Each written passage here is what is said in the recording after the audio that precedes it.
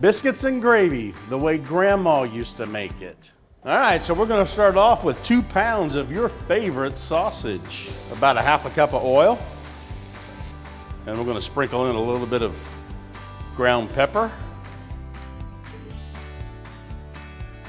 All right, so we're gonna add our flour.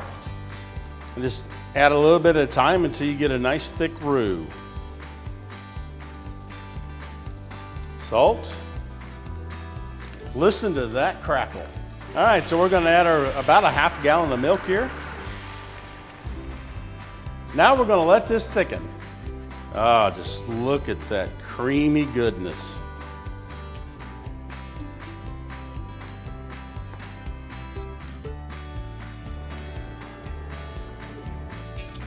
Just like old times.